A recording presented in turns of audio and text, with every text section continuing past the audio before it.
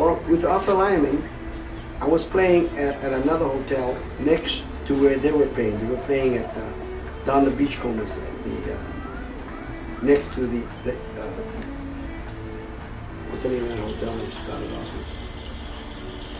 Well, anyway, and I would go down and listen to them play on my intermission. They were playing right next to on Kalakaua Avenue down the beachcombers in the Dagger Bar. And so I enjoyed them because they didn't talk, they didn't sing, they just played music. And what kept me, the audience, mesmerized to their music was that they were doing all kinds of stuff on stage, playing all kinds of different instruments, percussion instruments, to make the song very interesting, you know? So people just watch, and that was it. No singing or talking. So you have to capture the people's attention by doing these things that we did. So I recorded Quiet Village with Arthur Lyman, and we did a jazz album too, but that didn't get released. But the Exotic Tune was Quiet Village album. So I was on that album, which they used as a soundtrack for a big movie that was released. And it was Martin Denny invited us to Hawaii Theater, to Don Hall, to watch this movie with Bruce Willis and some other big stars. And to hear yourself playing, to hear yourself coming up in the theater, the first thing Quiet Village was the guitar, I said, wow, it's really shocked me, man. To hear yourself in surround sound, right? And so that was interesting. So when Arthur quit Martin Denny 2 years later, and John Kramer, the bass player, quit, because they started the bird call thing. And Augie Cologne was there, and he, the Kalihi boy, he knows all the bird calls, you know. So Martin Denny didn't do the bird call. They started, when they were drunk one night, and they started doing bird calls in one of these exotic tunes. And Martin Denny said, hey, that's good, keep it in there. Until today, Martin never did a bird call. Just the other three of them did bird calls while they played a certain particular, a jungle type song, you know? And he would, what he did was he had a rasp, and it was the frog. He always started, and it has a sound like a frog, you know? And so that's Martin Denny's bird call. He started off that, and then started the Quiet Village tune. That's how he got popular. So when Arthur asked me and John, he got John to play with him, and then he hired Alan Suarez to play piano. And we rehearsed about 8 months at Hawaiian Village because Kaiser hired him to open up the shell bar. So we were practicing in one of the rooms called the Tahitian room for 8 months every day. Took songs, make it interesting, and we had so many different percussive instruments. We had huge gongs, we had chimes, really chimes on stage, tambourines, sleigh bells. I can't tell you how many instruments we had. And so as we played a song, we figured, hey, why don't we do this song here, you know? And we tried the song, it sounded good, okay, and we rehearsed it so that we don't use any music. We rehearse every day, we memorize. We did tunes like Slaughter on 10th Avenue, Rhapsody in Blue. We take the score, a 40-minute score, and get it down to 10 minutes. Practice it. Add a little jazz here, you know, add a little thing here, add a little percussive sound. So we would rehearse and we memorize everything. And so when we played, no music, all soul, you know, and the people would look at us in amazement, you know.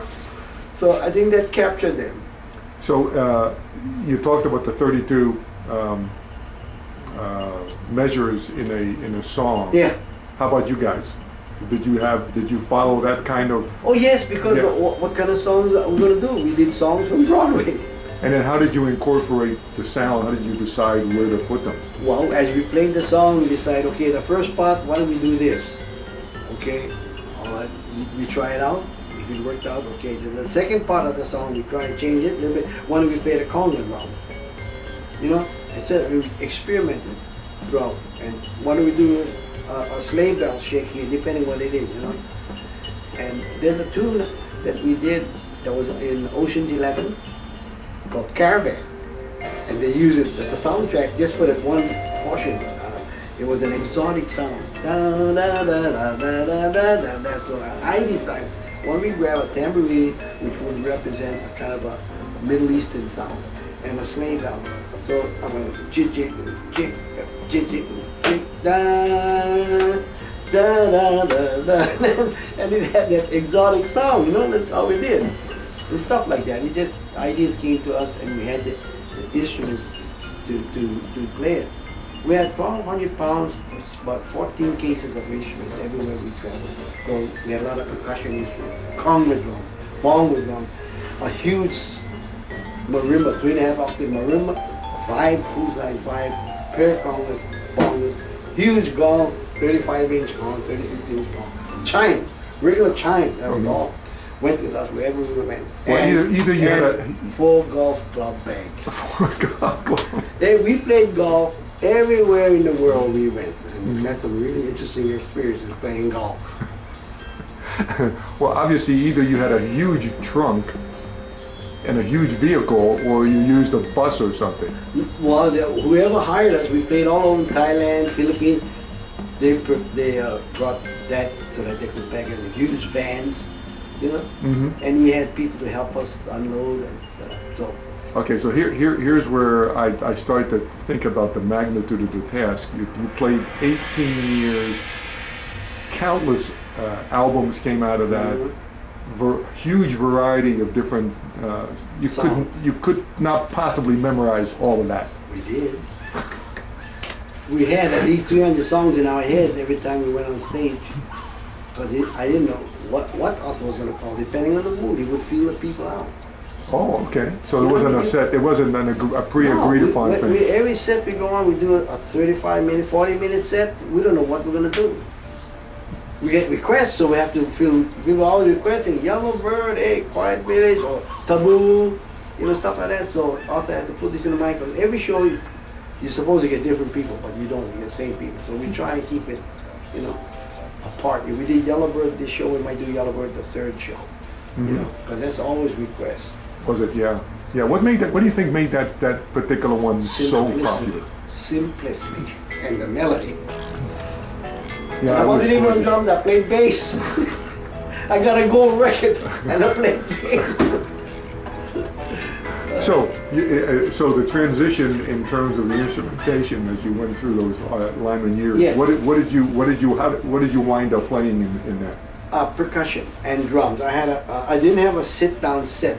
Because if I sat down and played, I had to, at some songs I would have to play the marimba.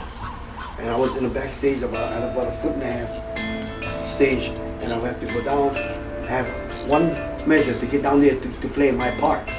So if I were sitting down the drum set, I would knock the damn thing all over the place. So decided, stand up playing. So the first 20 years of sitting down playing, the next 18 years standing up without the use of that foot. This foot for the hi-hat, snare drum, 2 cymbals, tom-toms, and a floor tom. And then I have all the percussion instruments in the back hanging on the wall.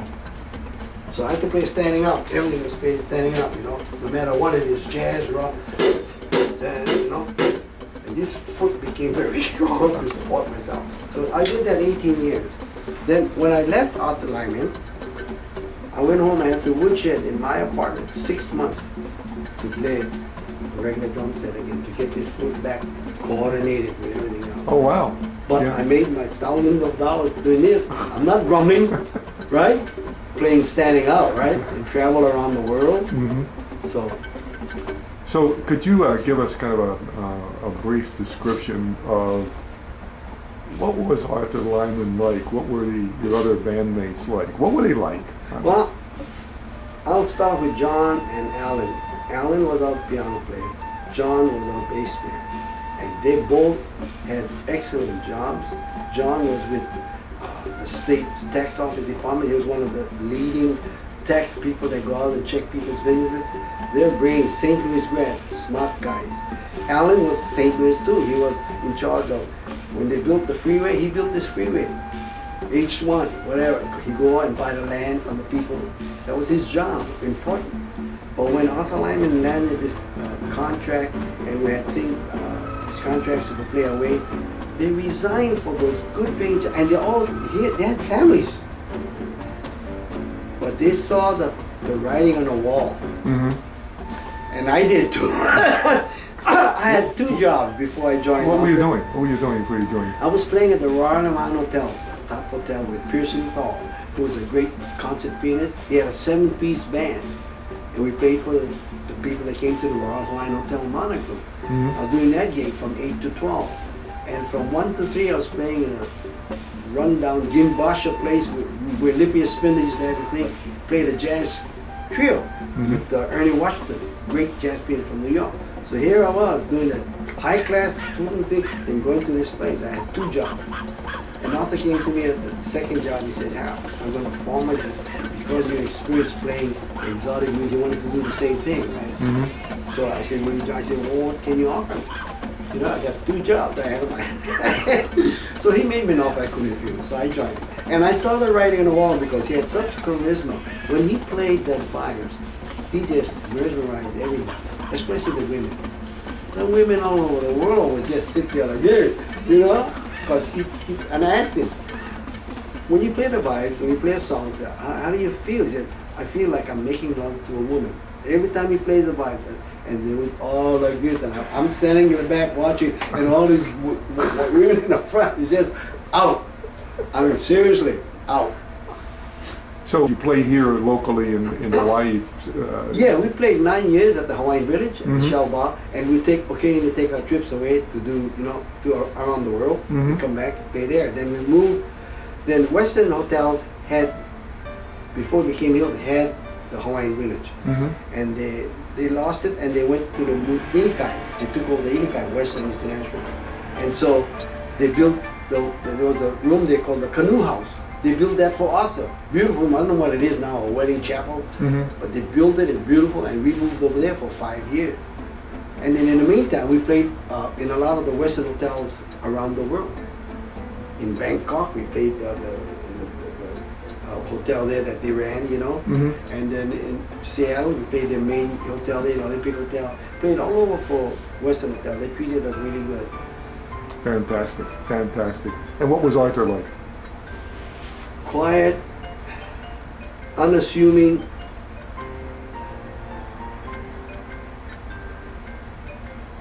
local boy. Hawaiian, French, Belgian. His father was French and Belgian, German. His mother was Hawaiian Chinese. And his father would make him practice, don't do any sports. After school, you come home or you get spanking. And he would practice everything. Was his father a musician? Father was a musician, played bass. Stern, real, the German thing, played bass. They played all over during the war. Pearl Harbor, and dragged Arthur to play with him when he was 10, 12 years old. Arthur was good. He made him listen to records. And Arthur would memorize it. Every time I tell this story, it's really something else. We were in Lake Tahoe. We were playing opposite Wayne Newton in the lounge. We'd go on, then Wayne Newton go on. And when we go on, Wayne Newton was young. He had to go outside, and he'd be watching us from the window outside of Harvey's wagon. We were in Lake Tahoe. Well, Lionel Hampton came to town, played in the main showroom at the Harvey's wagon, and we were in the lounge. And so Arthur went to see him. And he said, hey, there's a boy next door, play 5. Call him out. And he just blew his mind because he played every solo note for note. Lionel Hampton solo that note, he was blown away. And he became good friends. He'd follow us all over when we played, he would come and see us, That's marvelous. Arthur just blew his mind. He said, you the only guy that played note for note my solo. And why? The father. The father. Yeah. Wow, that's quite a story. It knocks me out, man, every time. I hear stories like that too. Yeah.